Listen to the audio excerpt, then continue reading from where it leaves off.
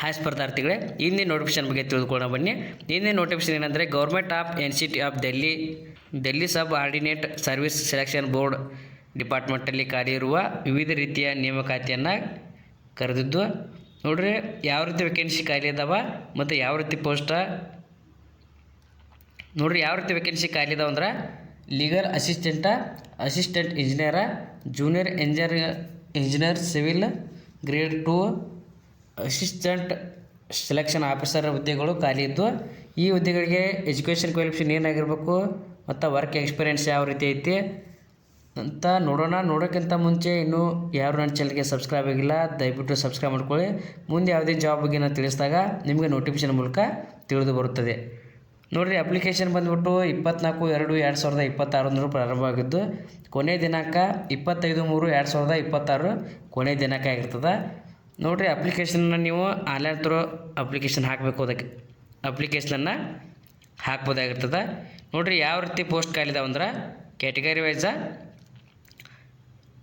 Legal assistant ಹುದ್ದೆಗಳಲ್ಲಿ department wise ಯಾವ ರೀತಿ ಹಂಚಿಕೆ ಮಾಡಲಾಗಿದೆ ಅಂದ್ರೆ ನೋಡಿರಿ, ಡೆಲ್ಲಿ ಪೊಲ್ಯೂಷನ್ ಕಂಟ್ರೋಲ್ ಕಮಿಟಿ ಒಳಗೆ ಟೋಟಲಾಗಿ 5 ಪೋಸ್ಟ್ ಖಾಲಿ ಇದ್ದು, ಇದರಲ್ಲಿ ಯುವ ಕ್ಯಾಂಡಿಡೇಟ್ಗೆ 3 ಪೋಸ್ಟ, OBC 1 ಪೋಸ್ಟ ಮತ್ತು EWS 1 ಪೋಸ್ಟ್ ಖಾಲಿ ಐತಿ. ಎರಡನೇದಾಗಿ ಡೆಲ್ಲಿ ಅರ್ಬನ್ ಶೆಲ್ಟರ್ ಇಂಪ್ರೂವ್ಮೆಂಟ್ ಬೋರ್ಡ್ನಲ್ಲಿ ಖಾಲಿ ಇರುವ 2 ಹುದ್ದೆಗಳು ಯುವ ಅಭ್ಯರ್ಥಿಗಳಿಗೆ ಇವೆ. ಅದೇ ರೀತಿ department of law, justice and legislative affairs ಒಳಗೆ 2 ಪೋಸ್ಟ್ ಖಾಲಿ ಇದ್ದಾವೆ. ಅದರಲ್ಲಿ OBCಗೆ 1 ಪೋಸ್ಟ, SCಗೆ 1 ಪೋಸ್ಟ್ ಖಾಲಿ ಐತಿ. ಇನ್ನು ಅದೇ ರೀತಿ 4ನೇ ಹುದ್ದೆ ನೋಡೋದಾದರೆ ಡೆಲ್ಲಿ ಟ್ರಾನ್ಸ್ಪೋರ್ಟ್ ಕಾರ್ಪೊರೇಷನ್ ಒಳಗೆ 1 ಪೋಸ್ಟ್ ಖಾಲಿ ಐತಿ, ಅದು ಯುವ ಅಭ್ಯರ್ಥಿಗಳಿಗೆ ಖಾಲಿ ಐತಿ. ಇನ್ನು ಅದೇ ರೀತಿ ನೋಡ್ರಿ, ಅಸಿಸ್ಟೆಂಟ್ ಇಂಜಿನಿಯರ್ ಹುದ್ದೆ ಇದರಲ್ಲಿ ಡಿಪಾರ್ಟ್ಮೆಂಟ್ ವೈಸ್ ಯಾವ ರೀತಿ ಅದಾವೆ ಅಂದ್ರೆ ಡೆಲ್ಲಿ ಜಾಲ್ ಬೋರ್ಡ್ ಒಳಗೆ 32 ವೇಕೆನ್ಸಿಗಳು ಖಾಲಿ ಇದ್ದು, ಕ್ಯಾಟಗರಿ ವೈಸ 13 ಪೋಸ್ಟ ಯುವ ಅಭ್ಯರ್ಥಿಗಳಿಗೆ 10, OBC SCಗೆ 2 post, ST 2, EWS 5 post ಖಾಲಿ ಇದಾವೆ. ಇನ್ನು ಅದೇ ರೀತಿ ಅಸಿಸ್ಟೆಂಟ್ ಇಂಜಿನಿಯರ್ ಒಳಗೆ ಡೆಲ್ಲಿ ಅಗ್ರಿಕಲ್ಚರಲ್ ಮಾರ್ಕೆಟಿಂಗ್ ಬೋರ್ಡ್ ಒಳಗೆ ನೋಡ್ರಿ 1 ಪೋಸ್ಟ್ ಖಾಲಿ ಇದ್ದು, ಅದು ಯುವ ಕ್ಯಾಂಡಿಡೇಟ್ ಇದೆ. ಇನ್ನು ನೋಡ್ರಿ, ಜೂನಿಯರ್ ಇಂಜಿನಿಯರ್ ಸಿವಿಲ್ ಹುದ್ದೆಗೆ ಡಿಪಾರ್ಟ್ಮೆಂಟ್ ವೈಸ್ ಯಾವ ರೀತಿ ಐತಂದ್ರೆ ನೋಡ್ರಿ, ಡೆಲ್ಲಿ ಜಾಲ್ ಬೋರ್ಡ ಇದರಲ್ಲಿ 180 ಪೋಸ್ಟ್ಗಳು ಖಾಲಿ ಇದ್ದು, ಕ್ಯಾಟಗರಿ ವೈಸ 95 ಹುದ್ದೆಗಳು ಯುವ ಕ್ಯಾಂಡಿಡೇಟ್ಗೆ, 37 OBC, ಇನ್ನು SC ಅಭ್ಯರ್ಥಿಗಳಿಗೆ 24, ST 10, EWS 14 ಹುದ್ದೆಗಳು ಖಾಲಿ ಇದ್ದಾವೆ. ಅದೇ ರೀತಿ ನ್ಯೂ ಡೆಲ್ಲಿ ಮುನ್ಸಿಪಲ್ ಕೌನ್ಸಿಲ್ ಒಳಗೆ 101 ವೇಕೆನ್ಸಿಗಳು ಖಾಲಿ ಇದ್ದು, ಕ್ಯಾಟಗರಿ ವೈಸ 35 ವೇಕೆನ್ಸಿ ಯುವ ಕ್ಯಾಂಡಿಡೇಟ, OBC 23, SC 15, ST 4, EWS 24 ಹುದ್ದೆಗಳು ಖಾಲಿ ಇದ್ದಾವೆ. ಇನ್ನು ಅದೇ ರೀತಿ ಗ್ರೇಡ್ ಅಸಿಸ್ಟೆಂಟ್ ಸೆಕ್ಷನ್ ಆಫೀಸರ್ ಹುದ್ದೆಗಳು ಡಿಪಾರ್ಟ್ಮೆಂಟ್ ವೈಸ್ ಎಷ್ಟು ಖಾಲಿ ಇದಾವೆ ಅಂದ್ರೆ ಸರ್ವಿಸ್ ಡಿಪಾರ್ಟ್ಮೆಂಟ್ ಒಳಗೆ 579 ವೇಕೆನ್ಸಿಗಳು ಖಾಲಿ ಇದ್ದು, ನೋಡಿರಿ ಇದರಲ್ಲಿ ಕ್ಯಾಟಗರಿ ವೈಸ ಯುವ ಅಭ್ಯರ್ಥಿಗಳಿಗೆ 207 ವೇಕೆನ್ಸಿ, 147 OBC ಅಭ್ಯರ್ಥಿಗಳಿಗೆ, SCಗೆ 97, ST 43, ಇನ್ನು EWS ಅಭ್ಯರ್ಥಿಗೆ 82 ವೇಕೆನ್ಸಿಗಳು ಖಾಲಿ ಇದ್ದಾವೆ. ಅದೇ ರೀತಿ ಅಸಿಸ್ಟೆಂಟ್ ಸೆಕ್ಷನ್ ಆಫೀಸರ್ ಹುದ್ದೆಯಲ್ಲಿ ಡೆಲ್ಲಿ ಪೊಲ್ಯೂಷನ್ ಕಂಟ್ರೋಲ್ ಕಮಿಟಿ ಒಳಗೆ 3 ಪೋಸ್ಟ್ ಖಾಲಿ ಇದ್ದಾವೆ, ಅವು ಯುವ ಕ್ಯಾಂಡಿಡೇಟ್ಗೆ ಮೀಸಲಿಡಲಾಗಿದೆ. ಅದೇ ರೀತಿ ಅಸಿಸ್ಟೆಂಟ್ ಸೆಕ್ಷನ್ ಆಫೀಸರ್ ಒಳಗೆ ಡೆಲ್ಲಿ ಅರ್ಬನ್ ಶೆಲ್ಟರ್ ಇಂಪ್ರೂವ್ಮೆಂಟ್ ಬೋರ್ಡ್ನಲ್ಲಿ 8 ಪೋಸ್ಟ್ ಖಾಲಿ ಇದ್ದು, ಕ್ಯಾಟಗರಿ ವೈಸ ಯುವ ಕ್ಯಾಂಡಿಡೇಟ್ಗೆ 5 ಪೋಸ್ಟ, OBC 1, SCಗೆ 1 ಪೋಸ್ಟ, ಇನ್ನು EWS 1 ಪೋಸ್ಟ, ಟೋಟಲಾಗಿ 8 ಪೋಸ್ಟ್ ಖಾಲಿ ಇದ್ದಾವೆ. ಅದೇ ರೀತಿ ಗ್ರ್ಯಾಂಡ್ ಟೋಟಲ್ ಅಂದರೆ ಟೋಟಲಾಗಿ ಕ್ಯಾಟಗರಿ ವೈಸ್ ಯಾವ ರೀತಿ ಹಂಚಿಕೆ ಮಾಡಲಾಗಿದೆ ಅಂದರೆ ನೋಡಿರಿ, 365 ಪೋಸ್ಟ ಯುವ ಅಭ್ಯರ್ಥಿಗಳಿಗಿದ್ರೆ, OBC ಅಭ್ಯರ್ಥಿಗಳಿಗೆ 220 ಪೋಸ್ಟ್ ಖಾಲಿ ಇದ್ದಾವೆ. ಇನ್ನು ಅದೇ ರೀತಿ SC ಅಭ್ಯರ್ಥಿಗಳಿಗೆ 140 ಪೋಸ್ಟ, ಇನ್ನು ST ಅಭ್ಯರ್ಥಿಗಳಿಗೆ 59 ಪೋಸ್ಟ, EWS ಅಭ್ಯರ್ಥಿಗಳಿಗೆ 127 ಪೋಸ್ಟ, ಅಂದರೆ ಟೋಟಲಾಗಿ 911 ಪೋಸ್ಟ್ಗಳು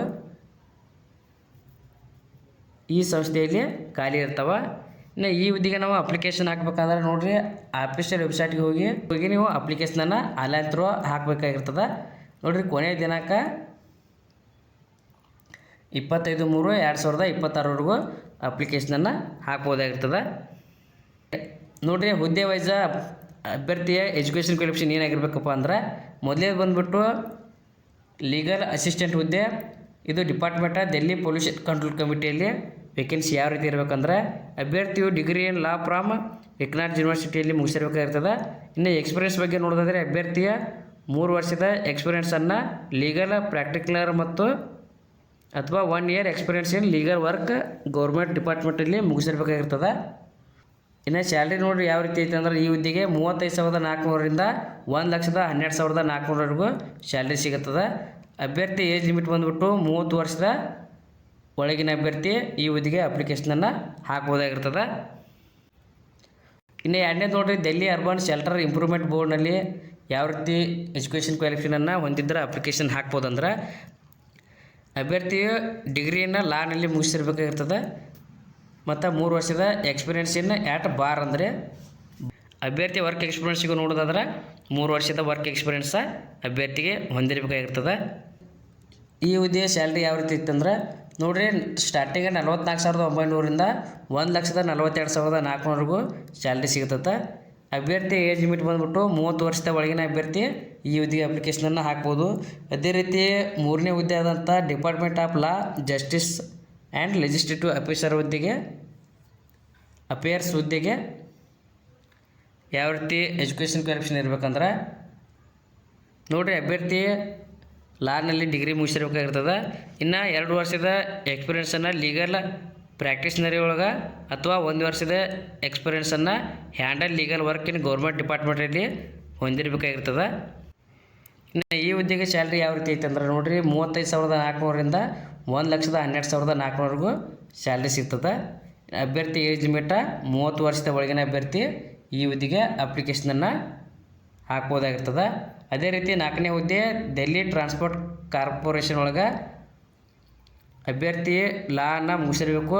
ಅಭ್ಯರ್ಥಿಗೆ ಅಟ್ಲೀಸ್ಟ್ 1 ವರ್ಷದ ಎಕ್ಸ್ಪೀರಿಯೆನ್ಸ್ ಅಡ್ವೊಕೇಟ್ ಅಥವಾ ಎನ್ರೋಲ್ಡ್ ವಿತ್ ಬಾರ್ ಕೌನ್ಸಿಲ್ ಒಳಗೆ ಅಭ್ಯರ್ಥಿ ಮುಗಿಸಿರ್ಬೇಕಾಗಿರ್ತದೆ. ಇನ್ನು ಅಭ್ಯರ್ಥಿಗೆ ಹಿಂದಿ ಭಾಷೆ ಬಗ್ಗೆ ನಾಲೆಜ್ ಇರಬೇಕಾಗಿರ್ತದೆ. ಸ್ಯಾಲ್ರಿ ನೋಡಿರಿ ಮೇಲಿನ ಹುದ್ದೆ ಅಂತೆ ಸೇಮ್ ಐತಿ ಅಂದರೆ 35,400ರಿಂದ 1,12,400ವರೆಗೂ ಸ್ಯಾಲ್ರಿ ಇರುತ್ತೆ. ಏಜ್ ಲಿಮಿಟ್ ಬಂದುಬಿಟ್ಟು ಮಿನಿಮಮ್ 18 ವರ್ಷ ಮ್ಯಾಕ್ಸಿಮಮ್ 35 ವರ್ಷದ ಒಳಗಿನ ಅಭ್ಯರ್ಥಿ ಈ ಹುದ್ದೆಗೆ ಅಪ್ಲಿಕೇಶನನ್ನು ಹಾಕ್ಬೋದಾಗಿರ್ತದೆ. ನೋಡಿ ಅಸಿಸ್ಟೆಂಟ್ ಇಂಜಿನಿಯರ್ ಸಿವಿಲ್ ಹುದ್ದೆಗೆ ಅಭ್ಯರ್ಥಿಯು ಕ್ವಾಲಿಫಿಕೇಷನ್ ಬಂದುಬಿಟ್ಟು ಸಿವಿಲ್ ಇಂಜಿನಿಯರಿಂಗ್ ಪಾಸ್ ಆಗಿರಬೇಕಾಗಿರ್ತದೆ. ಇನ್ನು ಅಭ್ಯರ್ಥಿ ಏಜ್ ಲಿಮಿಟ್ ಬಂದುಬಿಟ್ಟು 30 ವರ್ಷದ ಏಜ್ ಒಳಗಿನ ಅಭ್ಯರ್ಥಿ ಈ ಹುದ್ದೆಗೆ ಅಪ್ಲಿಕೇಶನನ್ನು ಹಾಕ್ಬೋದಾಗಿರ್ತದೆ. ಅದೇ ರೀತಿ ಡೆಲ್ಲಿ ಅಗ್ರಿಕಲ್ಚರ್ ಮಾರ್ಕೆಟ್ ಬೋರ್ಡ್ಗೆ ಅಭ್ಯರ್ಥಿ ಇರಬೇಕಾದ ಏಜ್ 32 ವರ್ಷದ ಒಳಗಿನ ಅಭ್ಯರ್ಥಿ ಈ ಹುದ್ದೆಗೆ ಅಪ್ಲಿಕೇಶನ್ ಹಾಕ್ಬೋದು. ಅದೇ ರೀತಿ education qualification degree in civil engineering ಮುಗಿಸಿರಬೇಕು. ಇನ್ನು ಸ್ಯಾಲ್ರಿ ಬಂದುಬಿಟ್ಟು 44,900ರಿಂದ 1,42,400ವರೆಗೂ ಸ್ಯಾಲ್ರಿ ಇರ್ತದೆ. ಇನ್ನು ನೋಡಿರಿ new Delhi municipal council junior engineer civil ಹುದ್ದೆಗೆ 3 ವರ್ಷದ ಡಿಪ್ಲೊಮಾ ಇನ್ ಸಿವಿಲ್ ಇಂಜಿನಿಯರಿಂಗ್ ಮುಗಿಸಿರಬೇಕು. ಅಭ್ಯರ್ಥಿಗೆ ಸ್ಯಾಲ್ರಿ ಬಂದುಬಿಟ್ಟು 35,400ರಿಂದ 1,12,400ವರೆಗೂ ಸ್ಯಾಲ್ರಿ ಇರ್ತದೆ. ಏಜ್ ಲಿಮಿಟ್ ಬಂದುಬಿಟ್ಟು 18ರಿಂದ 32 ವರ್ಷ ಏಜ್ ರಿಲ್ಯಾಕ್ಸೇಷನ್ ಇರುತ್ತೆ.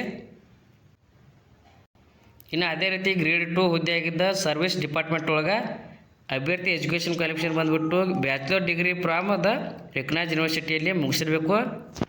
ಅದೇ ರೀತಿ ಅಭ್ಯರ್ಥಿಗೆ ಸ್ಯಾಲ್ರಿ 44,900ರಿಂದ 1,42,400.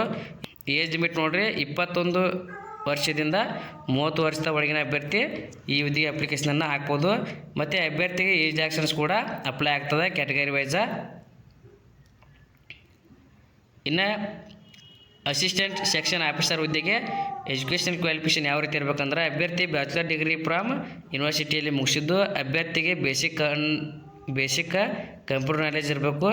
ಇನ್ನು ಸ್ಯಾಲ್ರಿ ಬಂದುಬಿಟ್ಟು 44,900ರಿಂದ 1,42,400ವರೆಗೂ ಸ್ಯಾಲ್ರಿ ಇರ್ತದೆ. ಅಭ್ಯರ್ಥಿಯು 30 ವರ್ಷದ ಒಳಗಿನ ಅಭ್ಯರ್ಥಿಗಳು ಅಪ್ಲಿಕೇಶನನ್ನು ಹಾಕ್ಬೋದಾಗಿರ್ತದೆ.